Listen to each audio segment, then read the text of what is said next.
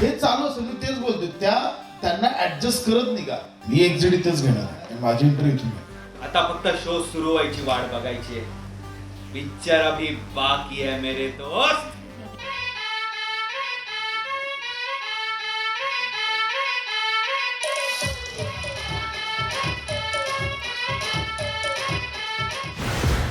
नमस्कार, मी अजय बरसुरे. मॅटनी शोमध्ये तुमचं स्वागत आहे. रंगभूमीवरती थेट तुमच्या घरातून नावाचं नवीन नाटक येतं आहे आणि आमच्याच मित्रमंडळींचं हे नाटक आहे. दमलेला भागलेला लेखक, दिग्दर्शक आणि आता निर्माता, ज्याच्या खिशातनंही पैसे खूप चाललेले आहेत, असा निर्माता झालेला, पहिल्यांदाच निर्माता झालेला आमचा मित्र प्रसाद खांडेकर हे नाटक घेऊन येतो आहे.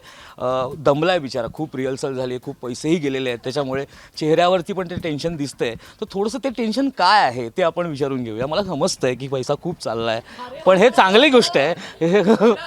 पण ठीक आहे, चांगलं काहीतरी कलाकृती करायची म्हटल्यानंतर आपल्याला थोडंसं हेच जावं लागतं, थोडेसे पैसे. टेन्शन आहे सध्या अजय आलाय त्याचं आहे.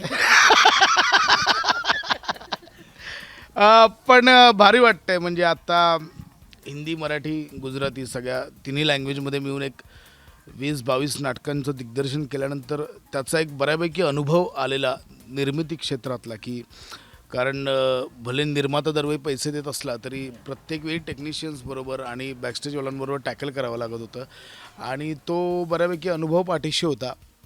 दुसरी गोष्ट महत्त्वाची म्हणजे तारखा.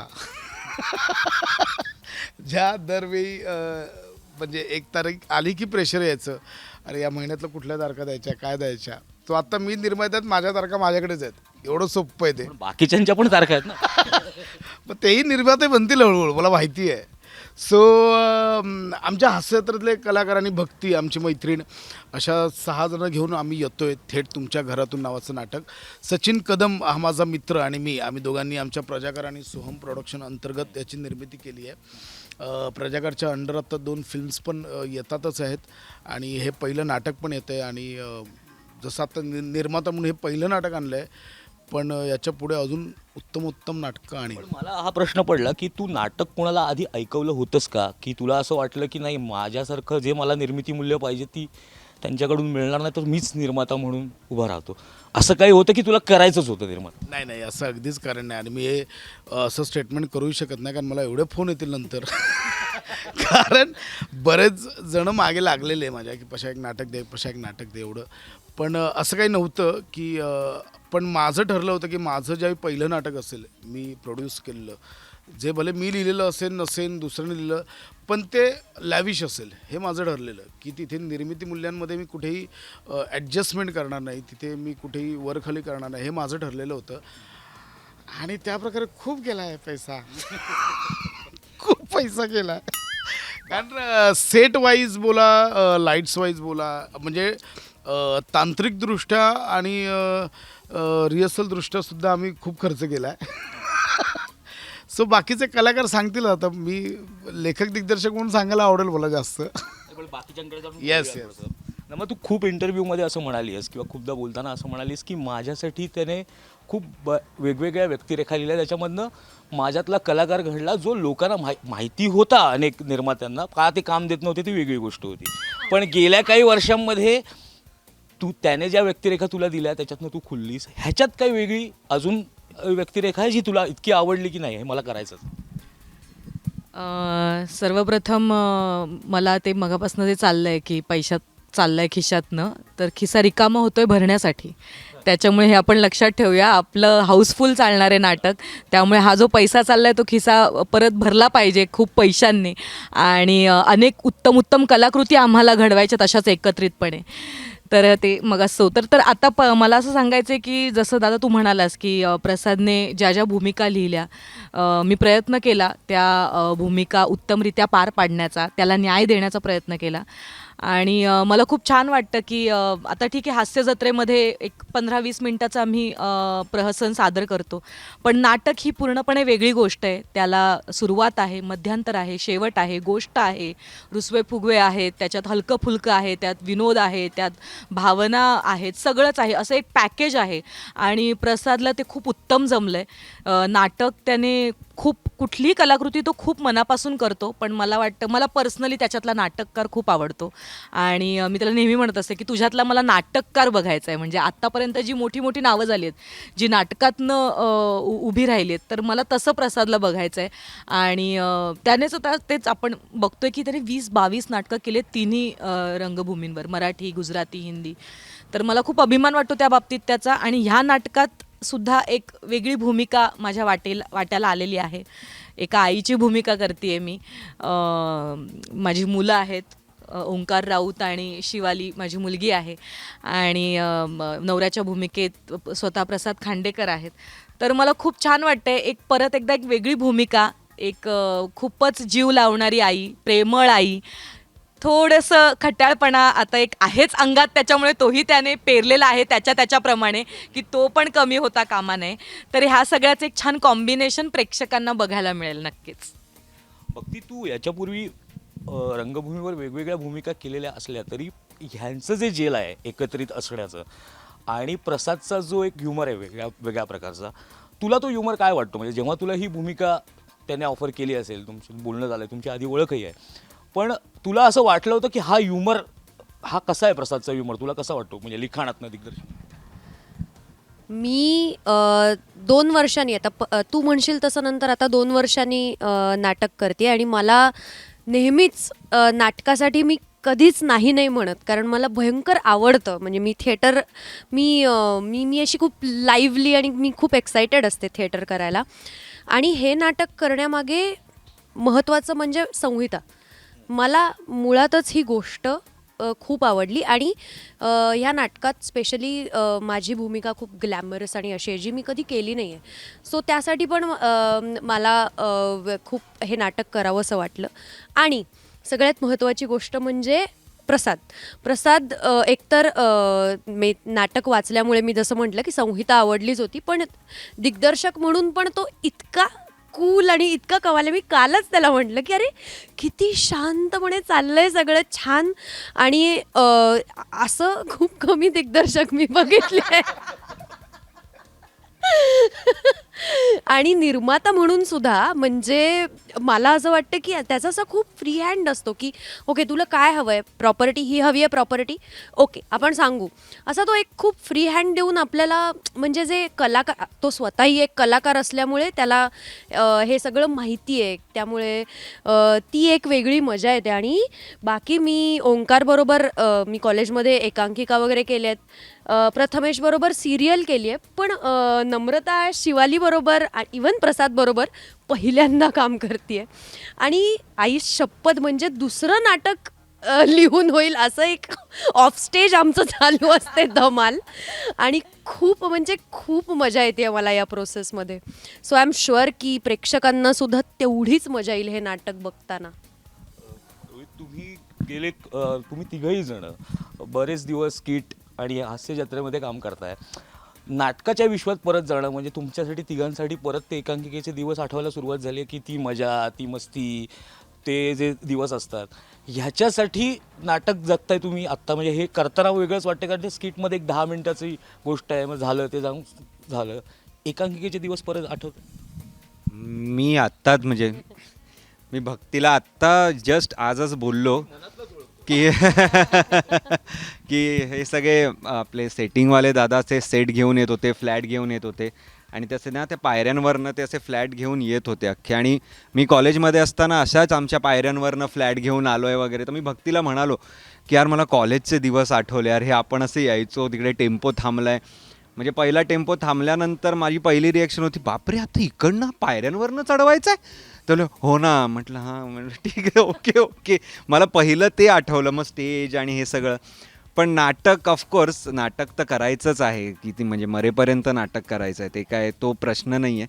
आणि हो ते दिवस जरा आठवत आहेत कॉलेजचे म्हणा, किंवा स्टेजवरचं जे एक लाईव्हलीनेस असतो, अख्खा एक ऑडियन्स थेट असतो आणि स्टेजवरचं अख्खं वातावरणच वेगळं असतं. तुम्ही वन गो आपण करतो ऑफकोर्स हास्य जत्रेत म्हणा, पण 15 मिनिटासाठी एक कॅरेक्टर सस्टेन करणं आणि 2 तासासाठी, 2.25 तासासाठी, 2.5 तासासाठी ते कॅरेक्टर होल्ड करणं, it is a complete different ball game. म्हणजे तुम्हाला अख्खी वेगळी तयारी त्यासाठी करावी लागते आणि प्रोसेस अख्खी वेगळी घ्यावी लागते. So it is fun. आणि आधी आपण जे एकांकिका केल्या तिकडनं आत्ता हे नाटक करणं, आपण काहीतरी ग्रो झालेलो असतो, थोडेफार जे काय आपल्याला थोडं अजून ज्ञान आलेलं असतं त्या फील्डचं, या स्टेजचं किंवा ॲक्टिंगचं, तर ते पण आपल्याला कुठेतरी वापरायला मिळतं. सो ते एक त्याच्यात ते चॅलेंजिंग किंवा ते चॅलेंज घेणं हे माझ्यासाठी पर्सनली खूप इंटरेस्टिंग होतं, की ते आता मी कसं करणार, की आता आपल्याला ह्या गोष्टी माहिती आहेत पण आता ते इम्प्लिमेंट पण करायचे आहेत, तर ते होत आहेत का ह्याच्याकडे माझं जास्त लक्ष होतं आणि ते जास्त म्हणजे एनर्जी देणं आणि मजा करणारं होतं.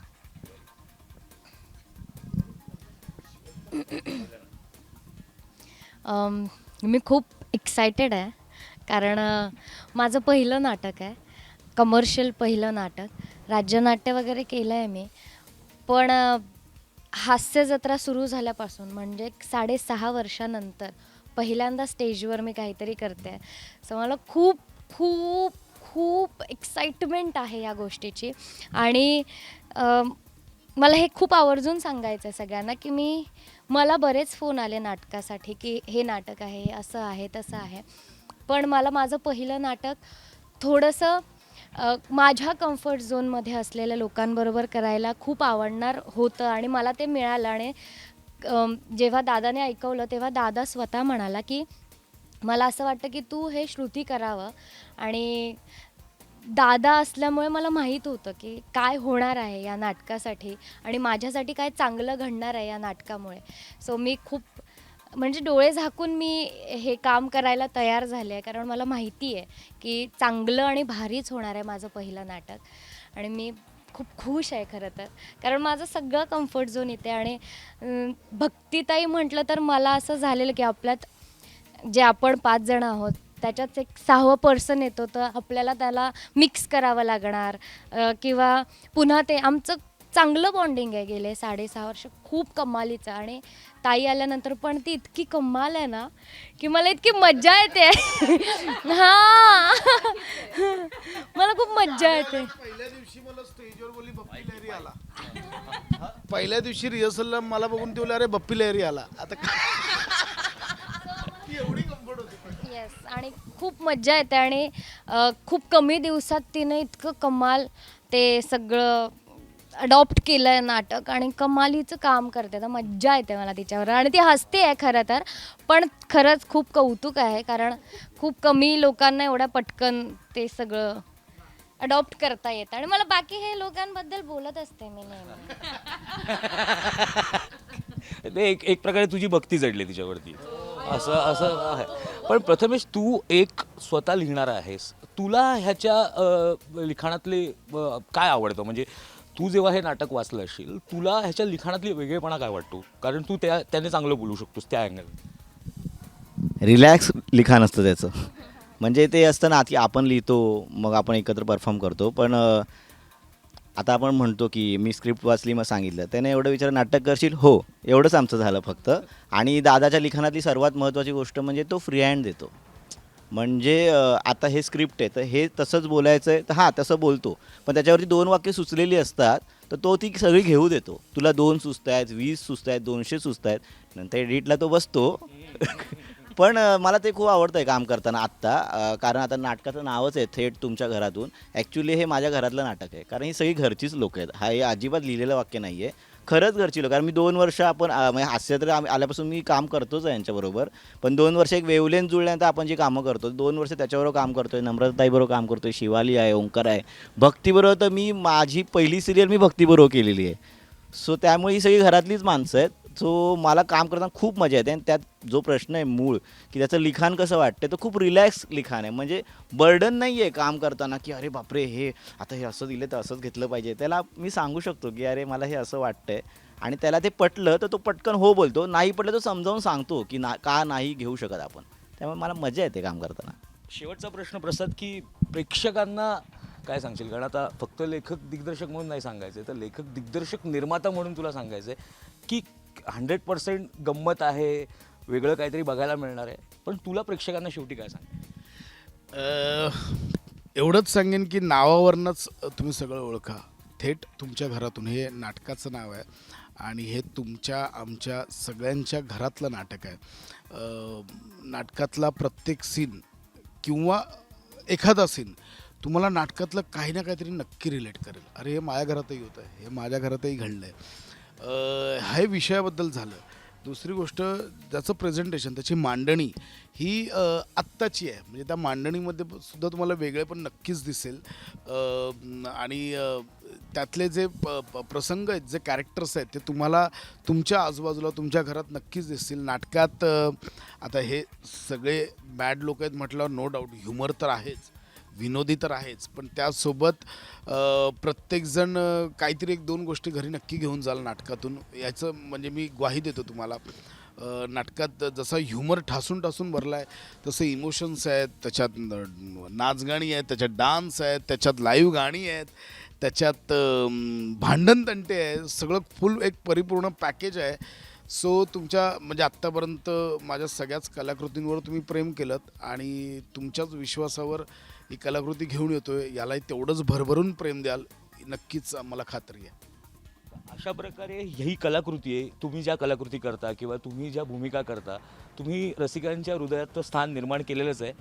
थेट तुमच्या घरातून ते इकडे या नाट्यगृहात येतील, तुमची नाटकंसुद्धा बघतील. पण ही पडद्यावरची मंडळी यांना आपण भेटलो, पण तुझ्या पडद्या मागच्या मंडळींना सुद्धा जरा भेटव, कारण हे सगळं नेपथ्य संगीत हे कोणी केलं हे तरी मला बघायचं आहे. जरा त्यांना भेटव मला. नाही, मला माझ्या बॅकस्टेज किंवा टेक्निशियन्सना नेहमीच पुढे आणायला आवडतं, पण त्या अगोदर अजून एका स्पेशल व्यक्तीला मला भेटवायचं आहे. म्हणजे तुम्ही त्याला कलाकार म्हणून ओळखतात, पण तो ह्या नाटकात माझ्या सहाय्यक दिग्दर्शकाच्या भूमिकेत आहे. निमिष कुलकर्णी. निमिष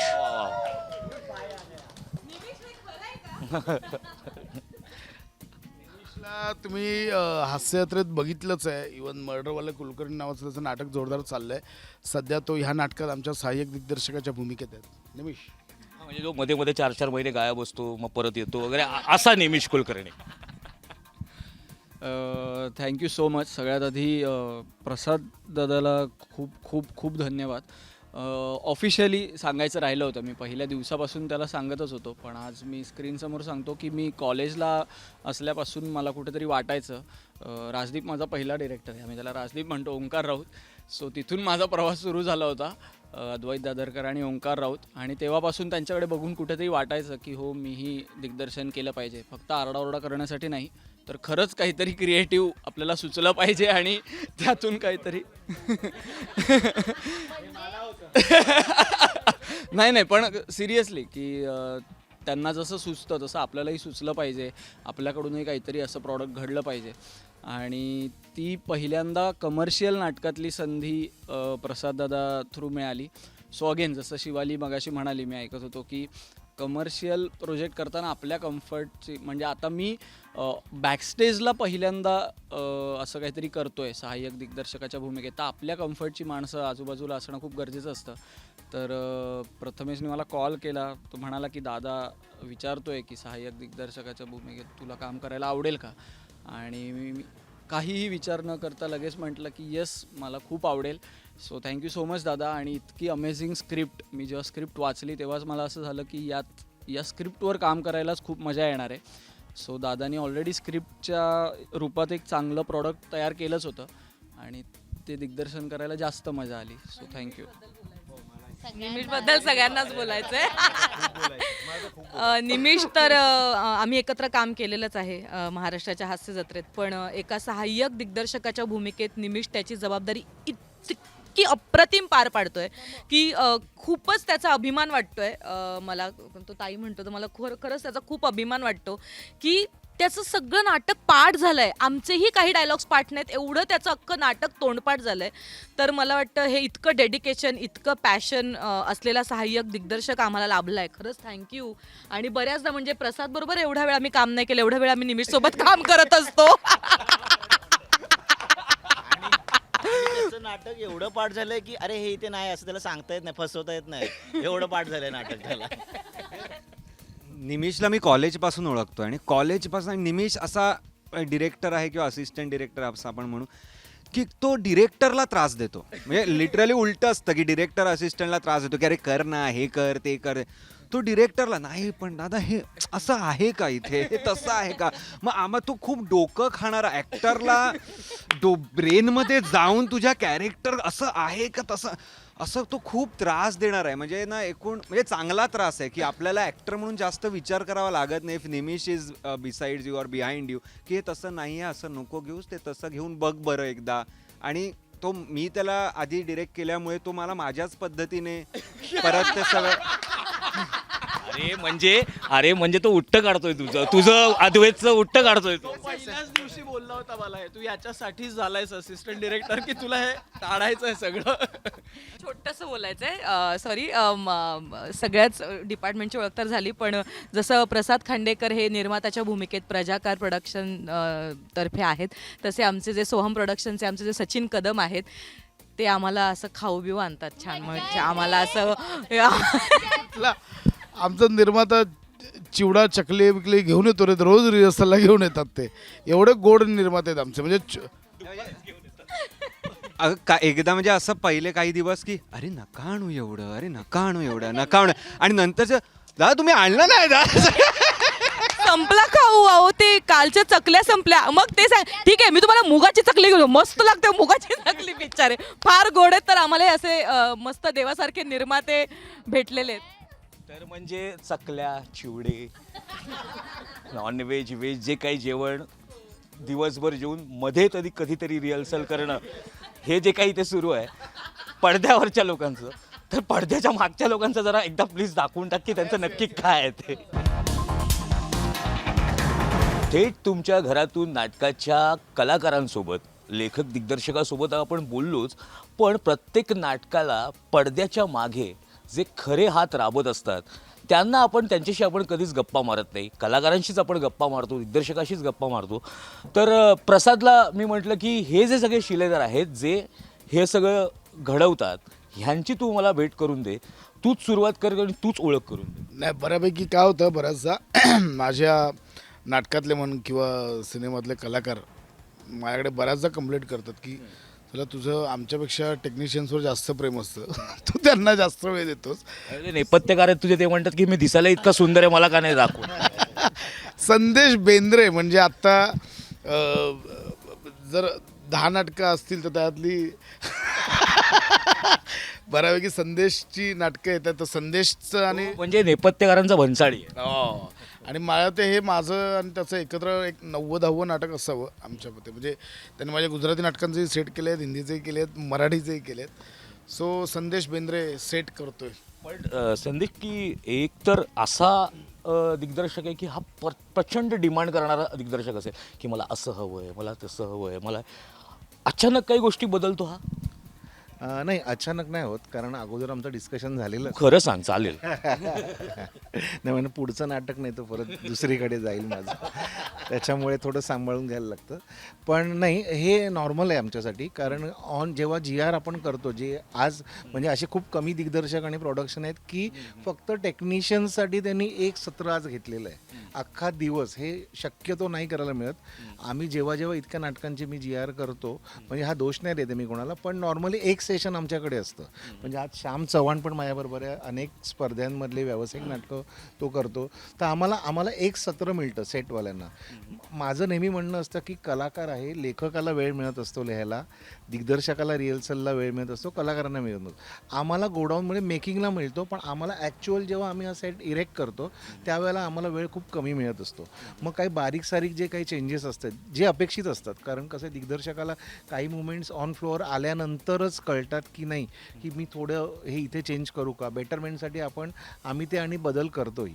त्याच्यामुळे मला वाटतं प्रसाद दादा आम्हाला हा खूप चांगला वेळ देतो, कारण माझा अगोदरचा पण अनुभव आहे. मला सांग की अशा नाटकांमध्ये मी जितकं मी आत्ता बघितलं, मी फारच नाही 10 मिनटं बघितलं, खूप चेंजेस आहेत, खूप आतबाहेर करायचं आहे, सेटिंगला सुद्धा बराच. अशा गोष्टी किती चॅलेंजिंग असतात तुमच्यासाठी, कारण की ही मजा आहे वेगळी की काहीतरी वेगळं करायला मिळतं. मजा तर आहेच, पण मुख्य म्हणजे स्पर्धेमध्ये काही करता येत नाही. व्यावसायिक नाटकामध्ये दर 3-4 दिवस मिळतात आणि हा असं बोलत असलं तरी या स्पर्धेत खूप करतो हा. म्हणजे मध्यंतरी मी एक स्पर्धा बघितली, कुठली होती मला तर आठवत नाही, पण त्याच्यातले जे 5 नॉमिनेशन्स ते 5च्या 5 ह्याला होते. मला वाटतं शीतल काका जास्त तुला प्राईज मिळालं त्या स्पर्धेला. तर म्हटलं अरे हा म्हणजे आज जायच्या हिशोबानेच आज घेऊन यायचं, ह्याच हिशोबाने गेला 5च्या स्पर्धाच त्याच्या नावाने भरवायला लागा.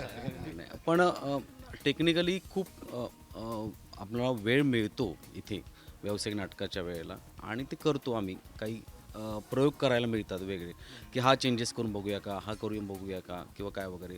म्हणजे आत्ता मगाशी एक झालं की आमचं डिसाईड झालं की आता आपण एक वेगळं लाईटिंग करूया का, तर करून बघूया.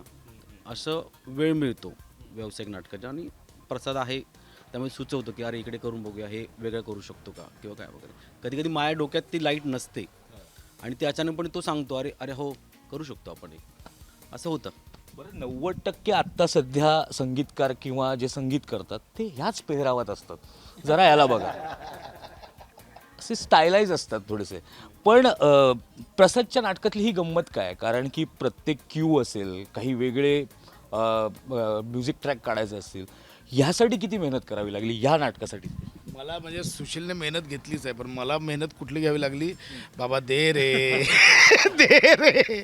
म्हणजे त्याने गाणं रेकॉर्ड सिनेमात जसा प्रॉब्लेम आहे तसा नाटकात मुळात संगीताचा प्रॉब्लेम आहे, संगीताचा प्रॉब्लेम आहे. म्हणजे एक गाणं आल्यानंतरही त्याचं येतं अरे मला इथे एक जरा हरकत सुचली आहे, मी ते पुन्हा रेकॉर्ड करतो, पुन्हा मग त्यानंतर पुन्हा प्रोग्राम येतं, दे रे दे रे. म्हणजे 21ला ओपनिंग आहे, पण मला माहिती आहे 20पर्यंत माझं सगळं म्युझिक येणार आहे. पण काय हरकती घेतल्यास तू मग? नाही, मेन म्हणजे त्याच्या डोक्यात ऑलरेडी सेट असतं की त्याला काय हवं आणि मला ते समजतं की प्रसादला हेच हवं. म्हणजे आज मला वाटतं प्रसाद बरोबर मी खूप एकांकिकेपासून सुशीलने काम केलं. तर त्याच्या डोक्यात जे काय असेल ग्राफ जो असतो ना तो पूर्णपणे माहीत आहे की बाबा प्रसादला हेच पाहिजे. मग ते अजून इनोव्हेटिव्ह करायसाठी मी प्रयत्न करत असतो आणि त्याला मी ते देतो, आतापर्यंत देतो. पण या नाटकाचा सर्वात महत्त्वाचा भाग असतो तो म्हणजे निर्माता, आणि ज्यांच्या घरातनं त्याने ती लक्ष्मी थेट घेऊन आलेला आहे ते निर्माते आपल्या सचिन कदम मला वाटतं ते आपल्यासोबत आहेत. पण ह्या माणसावरती म्हणजे तो कलाकार म्हणून तर खूप चांगलाच आहे, मोठा आहे लेखक. ह्या माणसाची कलाकृती निर्माता म्हणून करावीशी का आवडली, म्हणजे काय तुम्हाला आवडलं त्याच्यात? हे माझं सर्वात मोठं अवभाग्य आहे की मला प्रसादासारखा निर्माता मला मिळाला. मला खरोखर दिग्दर्शकाने, म्हणजे कारण की संदेश जसं बोलला की वेळ देत नाही, पण ते खरंच यासाठी सचिनने म्हणजे आम्ही आता एकत्रितपणे याची निर्मिती केली आहे, पण त्याने डोळे झाकून विश्वास ठेवला आहे, हे मला सांगायचं आहे. ते आणि माझं नशीब पण आहे की एवढ्या अख्ख्या महाराष्ट्रामध्ये माझ्यासारखा एकमेव असा मी सापडलो याला आणि एकमेकांसाठी. त्यासाठी माझं खरंच मी आभारी आहे प्रसादचा, सिरियसली प्रसाद. आजपर्यंत तू प्रसाद, कारण हा माझा शेवटचा प्रश्न, आजपर्यंत तू लेखक, दिग्दर्शक, कलाकार म्हणून तुला फक्त प्रयोगाचे कधी हे प्रयोग हे एवढंच आत्तापर्यंत माहिती होतं, काय सेट लागतोय, कुठे लागला सेट की मी येतो. आता त्या खुर्चीत बसल्यानंतर हे जग कसं दिसायला लागलं? नाही खरं आहे, म्हणजे मी मगाशीच बोललो होतो मित्रासोबत की यार आपण निर्मात्यांना मी दरवेळी फक्त डिमांड करत राहिलो, मला हे पाहिजे, मला ते पाहिजे, मला माहिती नाही मला 9 वाजता सेट लागलेला पाहिजे. पण आज ज्यावेळी मी त्या प्रोड्युसरच्या खुर्चीत बसलो आणि आज बघितलं की नाही 9 वाजता टेम्पो येतो आहे, 9:30 लागतो आहे, 10 वाजता होतो आहे, पण त्या गोष्टी खरंच म्हणजे गरजेच्या असतात. आणि आपण बोलतो की अरे हा खर्च, पण छोटे छोटे खर्च जे असतात ना ते दिसत नाहीत. अच्छा, म्हणजे मी एक नाटक उभं करणं आम्ही जवळजवळ एक संसार उभं करण्यासारखं आहे. म्हणजे त्या छोट्या छोट्या प्रॉपर्टी, बरं जसा आपला संसार सांभाळायला नवरा बायको असतात, घरातली लोकं असतात, तसा हा संसार सांभाळायला इकडचे बॅकस्टेजची मंडळी असतात, प्रॉपर्टीवाले असतात, आपले ड्रेपरीवाले असतात. म्हणजे तर नाटक हे माझ्या दृष्टीने एक जवळजवळ नवीन संसार करण्यासारखंच आहे. तो संसार किती टिकतो ते त्या नाटकाच्या रिलेशन्सवर आहे. तो 500 प्रयोग टिकतो, 5000 प्रयोग टिकतो. पण हे निर्माता म्हणून आता बसल्यावर मला कळलं आहेत की ह्या काही गोष्टी आहेत. आणि मला आपल्या आताच्या सध्याचे जे आघाडीचे बरेच निर्माते आहेत त्यांचे आभार मानायचे आहेत की कारण त्यांनी सपोर्ट केला. म्हणजे कोणतरी नवीन येतोय म्हटल्यावर काय असं नाही, त्यांनी मला स्वतः फोन केला, पशा काय लागलं तर सांग, काय मदत लागली तर सांग, तुला काय अडचणी आली तर सांग, तुला काय माहिती हवी आहे ते सांग.